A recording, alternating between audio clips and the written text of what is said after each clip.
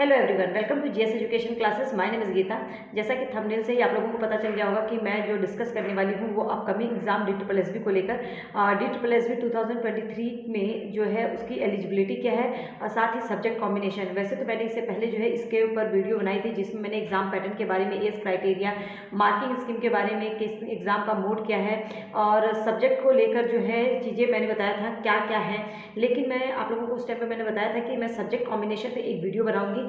तो मैं देख रही थी बहुत सारे लोग जो है यूट्यूब पर बहुत सारी चीज़ें बता रहे हैं और बहुत सारी जो है उसमें चीज़ें अलग अलग बता रहे हैं कि क्या सब्जेक्ट होना चाहिए। साथ में आपके जो ग्रेजुएशन में है, ग्रेजुएशन में कौन कौन से सब्जेक्ट होना चाहिए, कुछ भी लोग बोल रहे हैं। यहाँ पर मैं मान के चलती हूँ कि आप लोग जो है इतना एजुकेटेड है कि आप लोग जो जाके खुद साइट पर थोड़ा सा विजिट कर सकते हैं। मैं बता रही हूँ इसलिए चीज़ों को मत मानिए। वैसे तो मैं एक गाइड करूँगी आप लोगों को, जितना मुझे नॉलेज है इसके बारे में मैं पूरी जो है ऑथेंटिक ही आप लोगों को चीज़ें बताऊँगी। लेकिन आप खुद भी एक एस्पिरेंट होने के नाते आप चीज़ों को चेक किया कीजिए। कुछ भी सुनकर कंफ्यूज होंगे तो इसका कोई सॉल्यूशन नहीं है, ठीक है। दूसरी बात कि एग्ज़ाम आने से पहले कुछ चीज़ों के बारे में अगर आप जो है क्लियर रहेंगे, क्लियरिटी रहेगी, तो आपको जो है एग्ज़ाम की प्रिपरेशन करने में जो है हेल्प मिलेगी। तो चलिए बात कर लेते हैं। और हाँ, अगर आप मेरे चैनल पे नए हैं तो चैनल को सब्सक्राइब कर सकते हैं। यहाँ पर जो है एग्ज़ाम से रिलेटेड जो भी इन्फॉर्मेशन होती है, जो भी अपडेट होती है वो तो मैं आपको बताती हूँ। साथ ही हम CTET और UP-TET की बेसिक से तैयारी हमने स्टार्ट की है। तो अगर ज्वाइन करना है तो आप जो है सब्सक्राइब चैनल कर सकते हैं ताकि मेरे आने वाली वीडियो की नोटिफिकेशन आपको टाइम पर मिल सके। ये तो रही बातें। आप कर लेते हैं हम काम की बात, जो कि मुझे बताना था DSSB के जो है एलिजिबिलिटी को लेकर। सबसे पहले हम बात करेंगे एलिजिबिलिटी, देन सब्जेक्ट कॉम्बिनेशन। तो आप इस चीज़ को देखिएगा। वेट पेन ले लेते हैं। हाँ, तो यहाँ पे देखिए DSSB PRT, TGT, PGT 2023। अब मैं पहले सबसे पहले बात करूँगी PRT के बारे में, देन TGT, देन PGT के बारे में, ठीक है। तो एक मिनट वेट।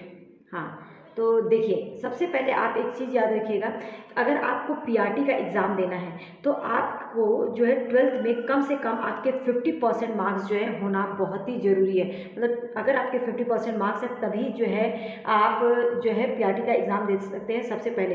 और आप लोगों के पास जो है डिप्लोमा में या तो DLED हो, BLED किया हो, BTC किया हो, BEd हो। दिल्ली में DSSB में जो है BEd वालों को भी PRT के लिए जो है एलिजिबल माना गया है। तो अगर आपने इसमें से कुछ भी किया है और आपके 12th में 50% मार्क्स है, साथ में आपने CTET का पेपर 1 अगर पास कर लिया है और जनरल कैटेगरी से है, अगर आपके 90 मार्क्स हैं तो आप जो है PRT के लिए जो भी क्राइटेरिया है वो फुलफिल करते हैं। मतलब कि आप जो है PRT का एग्ज़ाम दे सकते हैं। हाँ, अगर OBC SC ST कैंडिडेट हैं तो उनके अगर 82 हैं मार्क्स तो भी आपका सही है।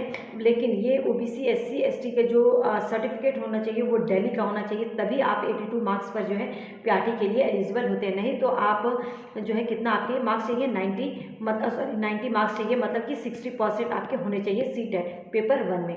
ये तो था PRT के लिए।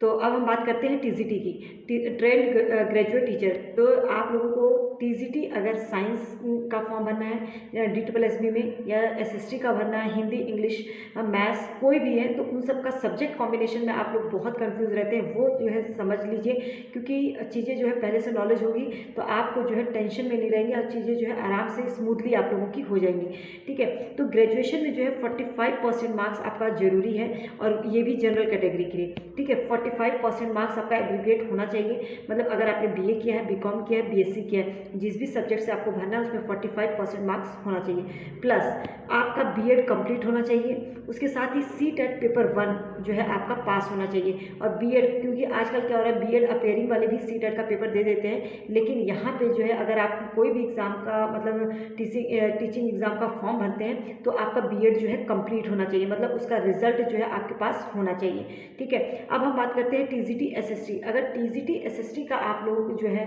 फॉर्म फिल करते हैं तो ये जितने भी सब्जेक्ट हैं आपके, history, pol science, geography, economics, business studies, sociology, psychology, तो इन सभी सब्जेक्ट में से 3 साल के करिकुलम है। मतलब 3 साल जो आप लोगों का, अगर BA आपने किया है 3 साल का आप लोगों को पता होता है, तो अगर 3 साल के करिकुलम में इनमें से कोई सा भी 2 सब्जेक्ट 2 साल पढ़ा हुआ होना चाहिए। कई लोग जो है बहुत सारी चीज़ें इसमें गलतियां बता रहे हैं कि एक सब्जेक्ट आपका तीनों साल, मतलब कि एक सब्जेक्ट से आप ग्रेजुएशन हो, ऐसा नहीं हुआ है। इन सभी सब्जेक्ट में से कोई भी 2 सब्जेक्ट याद रखिएगा, कोई भी इनमें से 2 सब्जेक्ट आपका लगातार 2 साल जो है 3 साल के करिकुलम में होना चाहिए, आपके द्वारा पढ़ा गया होना चाहिए।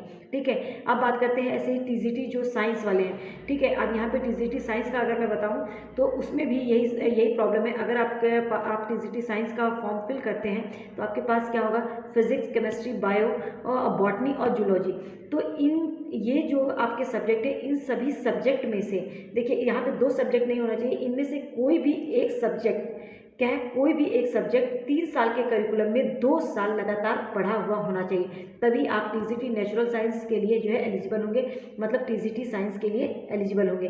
क्या मैंने बताया, physics, chemistry, bio, botany, zoology में से कोई सा भी एक सब्जेक्ट 3 साल के करिकुलम में लगातार 2 साल पढ़ा हुआ होना चाहिए, तब आप जो है टीजीटी साइंस के लिए जो है एलिजिबल हो जाते हैं। अब जो अगर आपको टीजीटी हिंदी का देना है, इंग्लिश टीजीटी और संस्कृत, ठीक है, और मैथ्स, तो मैथ्स भी अगर आपका बीए में या मैथ्स ऑनर्स हो या बीए में आपके पास 2 साल सब्जेक्ट हो मैथ्स की, तो आप टीजीटी के लिए एलिजिबल हैं। अब हिंदी, इंग्लिश, मैथ्स, इन तीनों ही लैंग्वेज में 3 साल के करिकुलम में 2 साल लगातार जो है आपके पास ये सब्जेक्ट होना चाहिए। अगर टीजीटी हिंदी का फॉर्म भरते हैं तो 2 साल जो है आपके पास हिंदी पढ़ा हुआ होना चाहिए, या इंग्लिश का भरते हैं तो टीजीटी इंग्लिश में भी 3 साल के करिकुलम में लगातार 2 साल जो है आपके पास इंग्लिश होना चाहिए, और ऐसे ही संस्कृत का भी।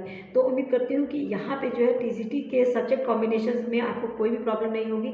अगर कोई भी आपको डाउट है तो आप लोग जो है कमेंट सेक्शन में पूछ सकते हैं। एज क्राइटेरिया को लेकर भी लोगों में बहुत सारी कन्फ्यूज़न है। अगर आप लोगों को नहीं पता है चीज़ें, तो किस एज क्राइटेरिया किस तरीके से, अगर आप लोग कमेंट सेक्शन कन्फ्यूज़न है तो कमेंट सेक्शन में ज़रूर पूछेगा। मैं उस पर भी एक वीडियो डालूंगी सिर्फ एज क्राइटेरिया को लेकर, क्योंकि बहुत सारे लोग जो है इसमें भी बहुत ज़्यादा कन्फ्यूज है। ठीक है, आगे देखते हैं, पीजीटी की बात करते हैं। पीजीटी में जो है, पीजीटी में सबसे पहले बात DSSB की पीजीटी का एक ऐसा एग्जाम है जहाँ पे जो है CTET नॉट रिक्वायर्ड, मतलब CTET की कोई ज़रूरत नहीं है। यहाँ पर जो है आपके पास जो है क्या है, मास्टर डिग्री होनी चाहिए, मतलब कि MSc आपका जो है क्लियर होना चाहिए, तो मास्टर डिग्री होना चाहिए। आप पीजीटी हिस्ट्री है तो आपका पीजीटी जो है हिस्ट्री अगर आप है तो MA हिस्ट्री में होना चाहिए, MA पोल साइंस, और MA जो है आपका पोल साइंस में होना चाहिए। ऐसे ही ज्योग्राफी, इकोनॉमिक्स, ऐसे ही आप अगर मैथ्स है तो आपका MSc मैथ्स में हो। ठीक है, हिंदी, इंग्लिश, केमिस्ट्री, बायो, या आपका बायो हो या जूलॉजी हो, बॉटनी हो, जो भी हो, आप लोग जो है आपका वो जो है मास्टर डिग्री अगर आपके पास है, आपने BEd किया हुआ है, इसमें CTET की कोई ज़रूरत नहीं है, तो आप जो है पीजीटी की क्राइटेरिया फुलफिल करते हैं। हाँ, एज क्राइटेरिया जनरल कैटेगरी के लिए जो है 30 ईयर्स है। इससे पहले जो मैंने वीडियो बनाई थी उसमें आप लोगों को पूरा जो है एग्जाम पैटर्न को मैंने समझा दिया था। यहाँ पे मैं एग्जाम पैटर्न नहीं बताऊंगी। ठीक है, एग्जाम पैटर्न अगर आपको देखना है तो मैं आई बटन में जो है उस वीडियो को डाल दूंगी, वहाँ से जाके जो है आप देख लीजिएगा। यह प्लेलिस्ट में बनी हुई है आपका जो है एग्जाम पैटर्न, एलिजिबिलिटी, वहाँ पे सिलेबस सब कुछ करके मैंने उसमें एक एक चीज़ बताई थी। लेकिन डिटेल्ड इन्फॉर्मेशन सब्जेक्ट कॉम्बिनेशन का ये है, तो अब कोई भी कन्फ्यूज़न है आप कमेंट सेक्शन में पूछिएगा, मैं ज़रूर बताऊँगी। बाकी आप कहीं से भी पढ़िए, बस पढ़ते रहिए। अपना आने वाला एग्जाम जो है आप लोगों का मेन जो एम होना चाहिए वो क्लियर करने से होना चाहिए, कहीं से भी पढ़े। अगर चैनल पे नए हैं तो सब्सक्राइब कर सकते हैं, क्योंकि यहाँ पे आपको हमेशा इन्फॉर्मेटिव वीडियोस मिलेगी। और CTET, UPTET से रिलेटेड जो इतनी भी चीज़ें हैं, हम लोग वो प्रिपरेशन अभी स्टार्ट किया है, तो अगर आपको जुड़ना है तो जो भी इन्फॉर्मेशन होगी वो तो मैं बताऊँगी। साथ ही हम टिप्स एंड ट्रिक्स में भी शेयर करती हूँ, और कैसे आप लोगों को पढ़ना है। अभी क्लासेस बेसिक से शुरू हुई है, तो आप ज्वाइन करना है तो ज्वाइन कर सकते हैं। All the best.